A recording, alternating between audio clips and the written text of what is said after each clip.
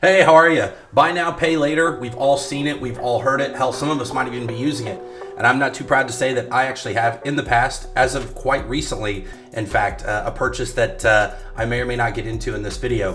One way or the other, though, you're starting to see buy now, pay later everywhere. But why is that? Why are we being shown ads, advertisements, the ability to finance a pair of headphones, finance a vacation, finance everything, but not through traditional credit means, not through traditional credit markets, and certainly not through a traditional credit card?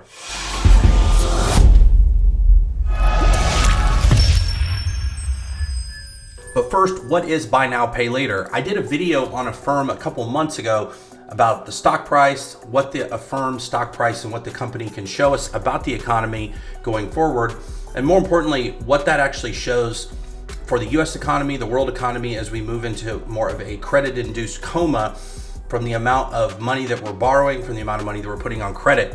But buy now, pay later basically means you can make a purchase and receive it immediately, but pay at a later time, usually over a series of installments. Now, again, this type of payment plan used to be something that my grandparents would term as layaway.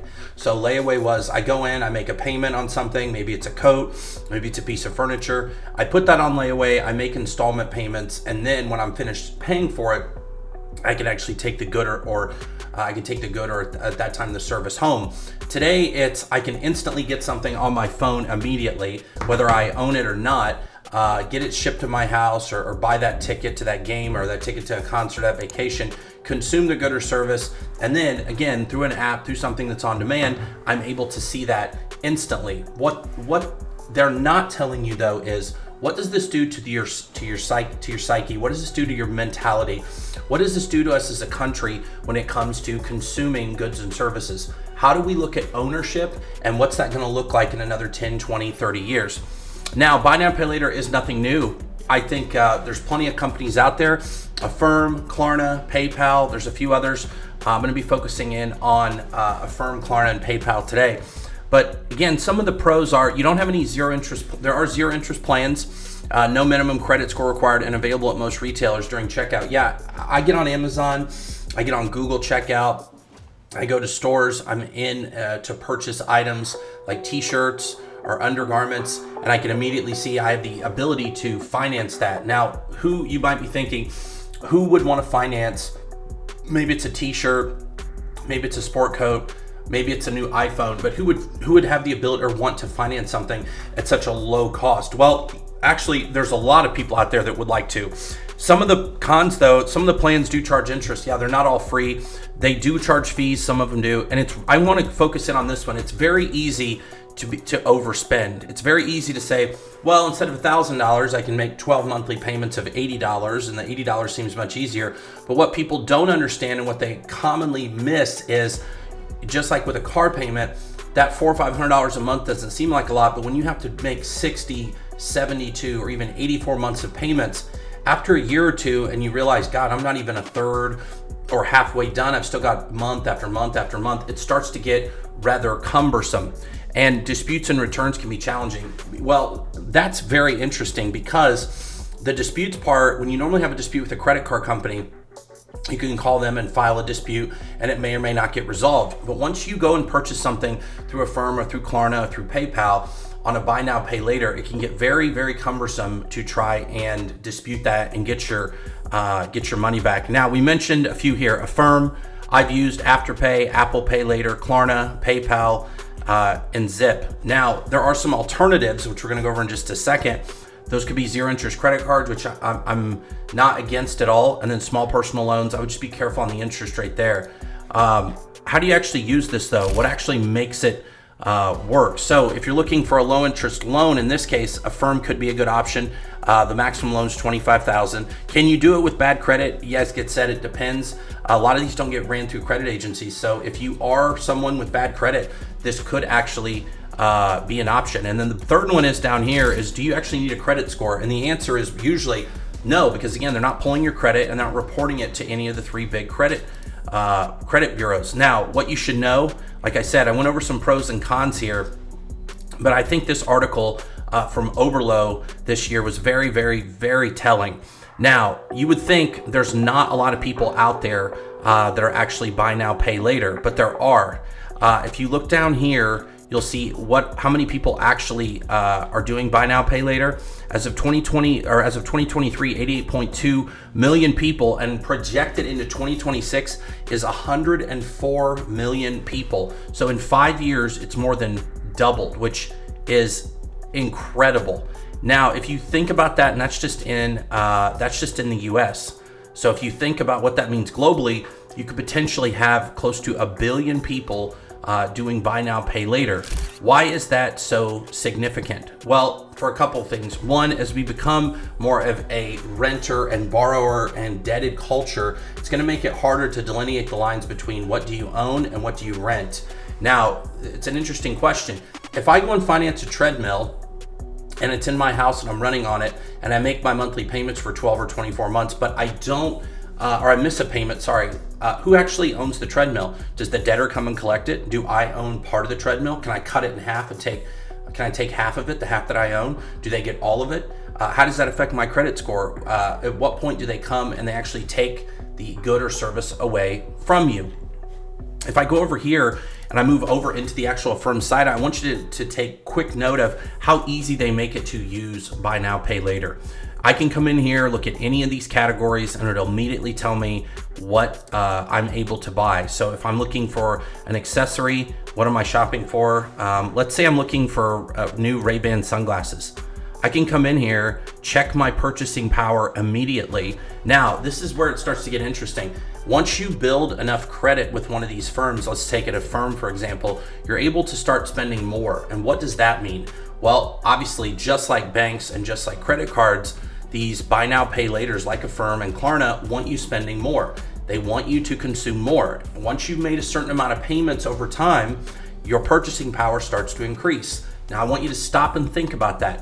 Why is that so important? Well, it's important for a couple reasons. One, the buy now, pay laters, again, want you to spend more money. But number two, they want to keep you on their website as long as possible and consuming. And number three, the more you use it, the easier it starts to become, where you say, I already have this item. I can buy more. I've enjoyed it. Why not continue? Well, just like someone who goes to a rent-a-center or a buddy's to rent out a couch for $200, that $200 couch ends up being $1,000 if you're not careful. And at the end of the day, you may not even own it.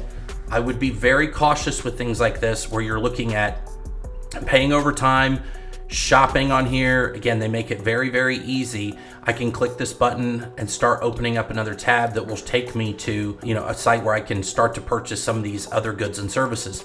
If you start to get into luxury items like this, it can be it can be harder to get away from, as low APR or annual percentage return, 0%, starts to make it very interesting, because when you see 0%, you think it's free. It's actually not. It destroys your purchasing power.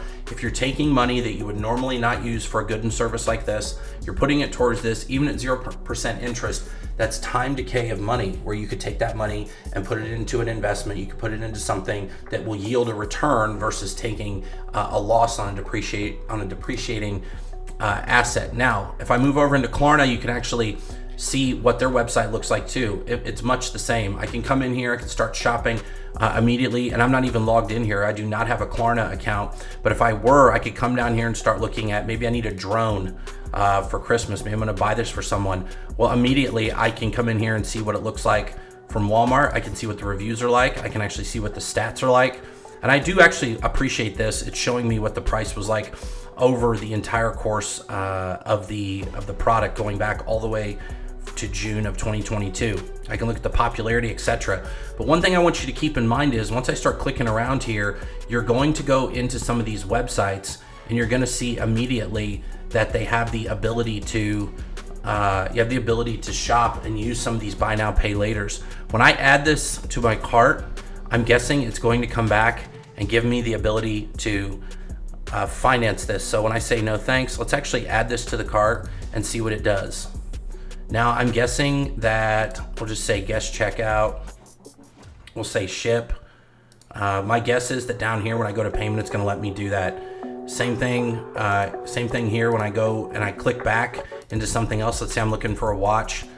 Let's go back to Klarna actually. And what I thought they had that in here. Let me see. Let's say I want a trampoline. Who the hell doesn't want a trampoline, right? A $300 trampoline. Let's see what Target gives me the ability to do. Now, when I open this up, I should be greeted with the ability to finance this and put it on payments immediately. Oh, there it is right there. So I can immediately go payments as low as $56 a month on a $594 trampoline. When I open this up though, I can do easy payments on 3, 6, or 12 months. What I want you to see here is even at 3 months, I'm paying $20 in interest. 6 months, 35, and 12 is 66. So I went from paying $594 for a trampoline all the way up to $661. So that's just pure interest. And that's assuming you make every single payment. What happens when I don't make all the payments? What happens when I miss a payment? What does that do to my credit? It may actually ding your credit. It really might. It might actually ding your credit. I've only had a couple things that I've put on Affirm. I paid them off early at no interest, but I also didn't want to risk my credit getting dinged. Lastly, what does the stock price look like for some of these offerings? Well, Klarna's private, they're not public yet. I went over Affirm, I'm gonna link that video up here.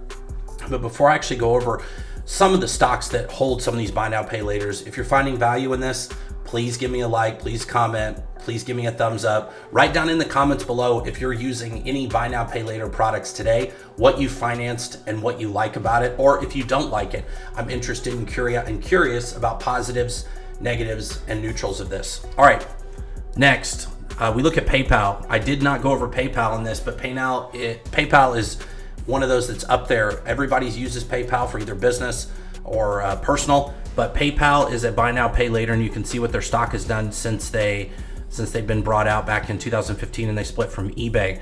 I am a little bit surprised that year to date they're down 30%. I see PayPal everywhere. My guess is that they've either missed their number or they're facing downgrades because of missed numbers. But they do they do have a buy now, pay later that is very enticing. When I'm on there, again, why am I seeing this everywhere? Because as we transition from more of an ownership culture to a renter culture to a debtor culture, and we move from being consumers, or from being creators to more consumers of goods and services, where we create less and we consume more, these buy now, pay laters will continue to be everywhere. Another stock that we can look at is Affirm. And I believe from my last video, their stock has went up, which I think that's what I had predicted back here in October, that, let me go back 6 months. Let's go. I think I put that video out when they were 17.51 and they're about what they are now. But Affirm is another one where you're actually seeing a lot of growth from Affirm outside of their missing their number, but you have seen some growth from them over the years.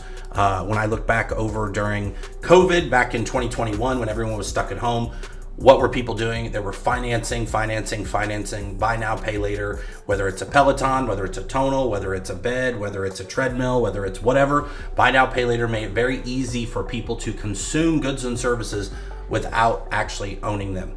Okay, so final wrap up. What do you own on Affirm or Klarna? What do you own from a buy now, pay later? Are you using it? What do you like? What don't you like? Comment down below. Let me know. And as always, don't forget to design your financial freedom. Take care. Bye-bye.